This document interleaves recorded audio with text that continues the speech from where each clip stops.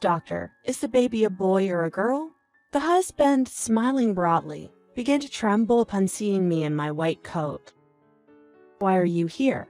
Usually, I don't reveal the gender, but this time, I decided to surprise him by announcing it. My name is Alicia, a 45-year-old doctor. I live with my husband and a high school freshman son. I work as a gynecologist at a university hospital. And my husband, Charles, used to be an office worker. From the beginning of our marriage, my salary was higher than his. The apartment we now live in is the one I had before our marriage, which my husband moved into after we got married. At first, he complimented it, saying how magnificent my apartment was. But recently, he has started to complain. I'm getting tired of this apartment. Should we sell it and move to a new one? My husband, who doesn't pay rent, is unaware that the apartment is rented and is thinking of selling it. I rented this apartment a year after becoming a doctor without much thought, choosing a spacious and impressive property. My high salary made me feel more confident, and I thought it would be nice to live with my parents in the future. Back then, I had no plans of getting married or having children. But as I approached 30, a friend introduced me to Charles, and we got married somewhat impulsively and had a child. I was glad to have rented a large house. My father passed away a few years ago, and my mother, living alone in the family home, is still healthy but refuses to live with us. If I live with you, Charles will be uncomfortable, right? She always refuses to live with us, considering my husband's feelings. I once discussed living with my mother with my husband, but he couldn't clearly refuse since he thought the apartment was mine. This is Alicia's apartment, so do as you like, but isn't it too small for 4 people? So I stopped discussing living with my mother as my husband didn't seem enthusiastic. There was an unused room in the apartment, and it seemed okay for my mother to live with us. But both she and my husband seemed to be considering each other. The tension between my husband and my mother started when she came to help me after childbirth, as my husband didn't help at all. Initially, he helped with household chores, but soon stopped, even during my pregnancy, leaving all the housework to me. As my due date approached, I returned to my parents' house. And while resting there after the birth, I complained to my mother. Thinking about doing everything myself once I returned to the apartment is daunting. Hearing this, my mother was surprised that my husband didn't help with housework. My father, who was healthy at the time, worried about me and suggested that my mother should go help me. When I returned to the apartment with my son and mother, my husband was surprised but took it for granted when my mother did the housework. Alicia, you married a difficult man. My mother sighed, and I realized it too, especially after my son's birth. She helped us for about 3 months until I had to return to work. Fortunately, there was a daycare at the hospital, so I could leave my son there and return to work. When returning to her home, my mother told my husband to help with housework and childcare. My husband agreed seriously, but when she left, he stopped doing anything. I'm busy with work, so I can't manage housework or childcare. He made excuses, but he didn't contribute to the living expenses, spending his salary as he wished. If he paid all the living expenses, I could become a full-time homemaker. But in reality, we couldn't live if I quit my job. My husband knew we could live on my salary alone. So when I asked him to contribute to the living expenses, he lied. I have a lot of payments this month, so I can't contribute. I'll start contributing to the living expenses next month. When I found out it was a lie and asked about the payments, My husband got angry and left the house. Eventually, he didn't pay for the expenses next month either. And I felt silly for not confronting him about it. Our son, who has seen my husband's behavior since he was young, doesn't get along with him. And I haven't seen them talk together since he started elementary school. In fact, in my husband's absence, our son said, "I never want to be like Dad, even though we all live together now. It's like Dad isn't part of the family." Hearing this made me reflect. I was busy too and never seriously complained about my husband not helping with housework or childcare. I felt guilty towards my son, but recently my husband has become increasingly selfish.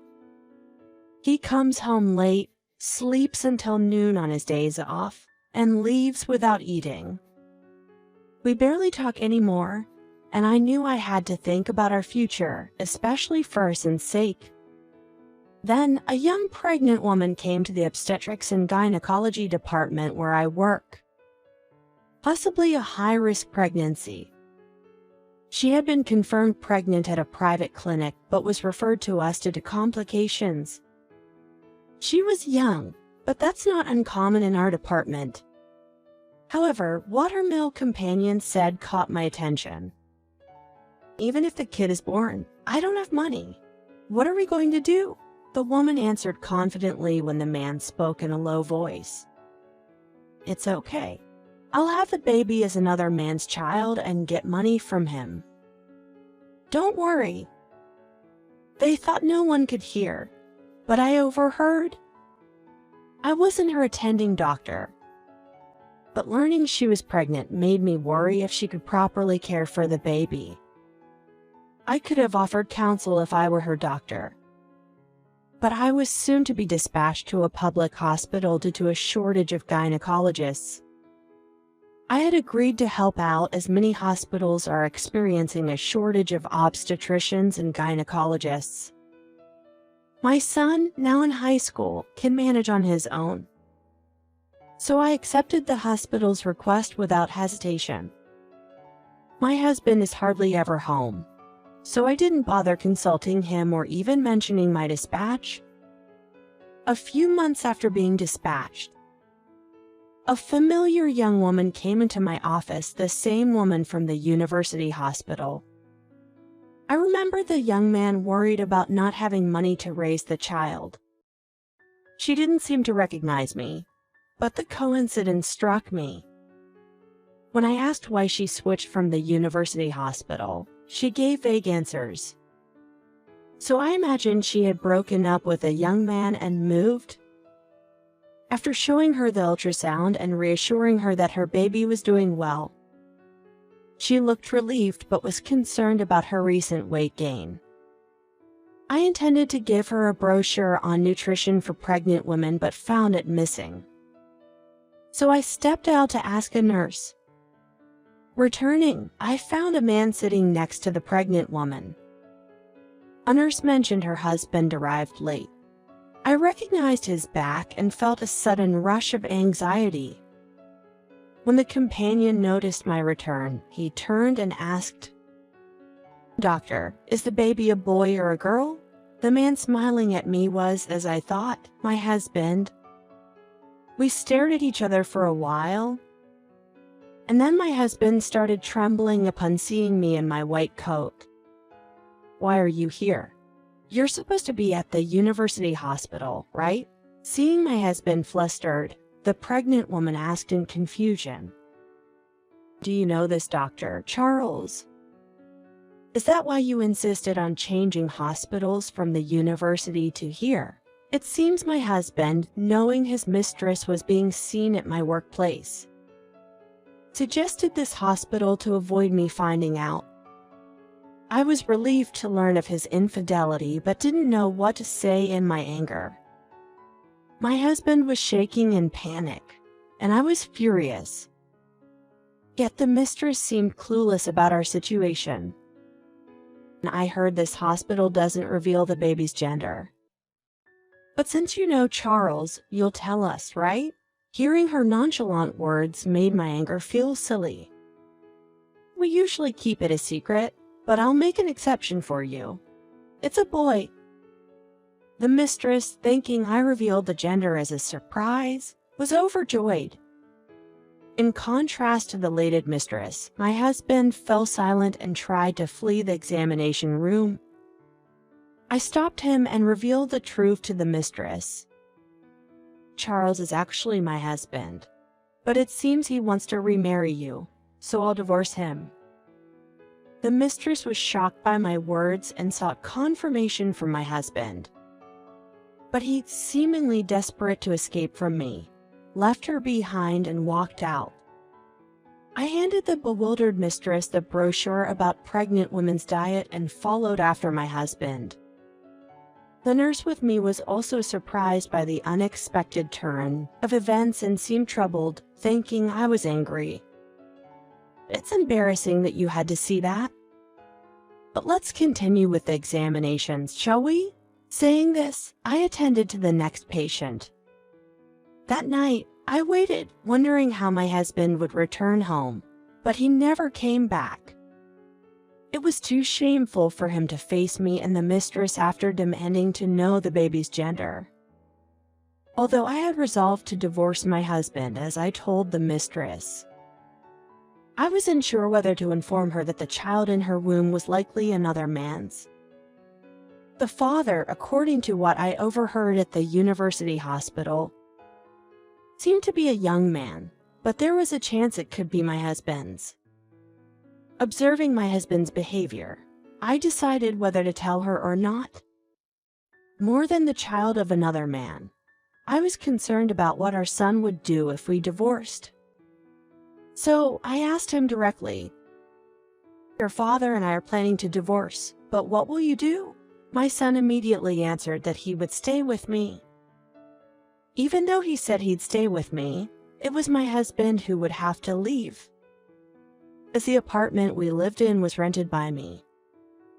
To my son, my husband didn't seem like a parent, and he even said he would be happy if my husband left. Although I expected my son to stay with me, I was glad to hear him say it. The next evening, my husband returned home with a grim face and presented me with divorce papers. I assume you understand, so just sign this. After I signed the divorce papers, my husband seemed slightly relieved and then started talking about something unexpected. Let's discuss the division of property through a liar. With this apartment and your savings, it'd be troublesome without a professional, right? Expecting an apology and instead hearing about property division disappointed me. I realized he was even worse than I thought. There was no need to tell such a man the truth about the child. After confirming a date to bring his lawyer, my husband left the apartment without an apology. A few days later, my husband arrived with a liar. I had prepared the apartment lease and bank statements. The liar, seeing my assets, told my husband there wasn't enough for a property division. That can't be right. She's a doctor. She must have significant savings. My husband protested. But my savings weren't substantial due to high rent, living expenses, and our son's education funds. Even after the lawyer explained, my husband insisted the apartment was my asset. This apartment is rented. Have you been living here all this time without knowing that? My husband, shocked, couldn't respond.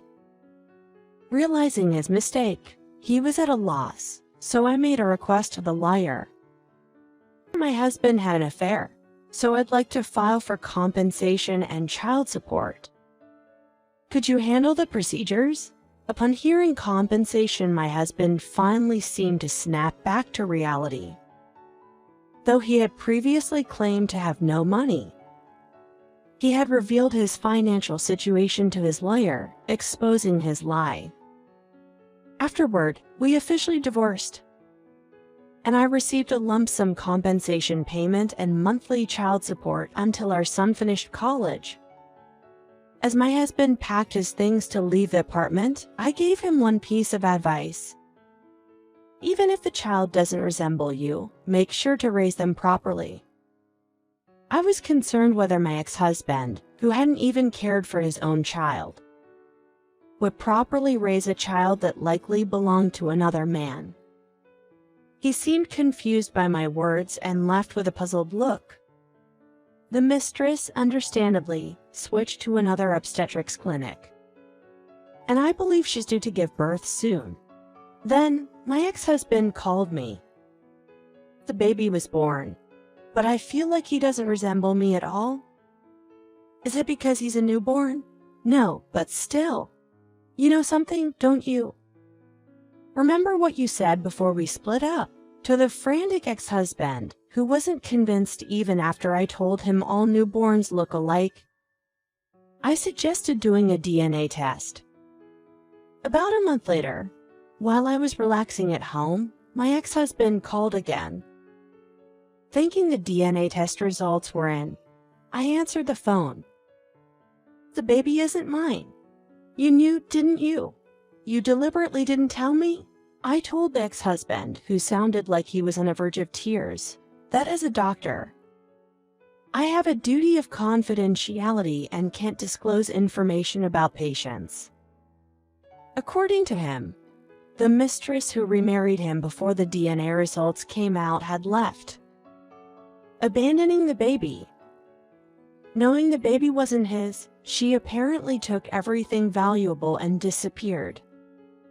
Even if there's no biological connection, a child born within a marriage is legally your child. So, you must take care of him. It's also a way of atoning for the mistakes you've made. My ex-husband was shocked and unable to respond. I didn't tell him that there were ways to legally sever ties with a child not biologically his, as I couldn't forgive him. It's your own fault. Deal with it yourself. I hung up after saying that. My ex-husband kept calling, but I ignored all his calls, and he eventually gave up. My ex-husband returned to his parents' home and relied on his mother for child care, continuing to work. However, his mother, being elderly, struggled with child care, and my ex-husband had to take time off work to look after the child. The mistress, before leaving, had made debts in my ex-husband's name, and he struggled with the repayments. However, things took an unexpected turn. My ex-husband's mother, furious upon learning the child wasn't her grandchild, hired a detective to find the real parents. The mistress and the man she tried to escape with were shocked to be found. The man turned out to be a university student who said he couldn't take responsibility. Both sets of parents came forward, apologized to my ex-husband's mother, and the child was taken back to a stable environment. Knowing that the child is now being raised in a stable environment, I felt relieved. The mistress and her accomplice are leading a life without freedom, under the watchful eyes of both families, based on the premise of raising the child. It seems like divine justice is at play. As for the ex-husband, despite taking time off to care for the child, the entire truth about the mistress came to light, leading to his public disgrace. He was disowned by his mother and expelled from his family home. In the end, he quit his job and now seems to be leading a quiet life, mindful of public scrutiny. Of course, burdened with debt repayment and child support for our son, it's unlikely that he's living fulfilling days. As long as he paid the child support for our son, I was content. With my ex-husband gone, my son and I experienced significant changes in our lives. When I told my mother about the divorce, she wanted to live with us, so we started living together. As a doctor, I have night shifts, and while my ex-husband didn't do anything, my mother prepares meals and provides company, which makes my son happy. When it was time for my son to report his career path in high school, he said he wanted to be a doctor. To become a doctor, you'll have to study even harder than now. Jokingly, I said this, and my son laughed and replied, "And I'm like, Mom, so it'll be fine." Even if his aspirations change, I want to support him in whatever path he chooses to follow.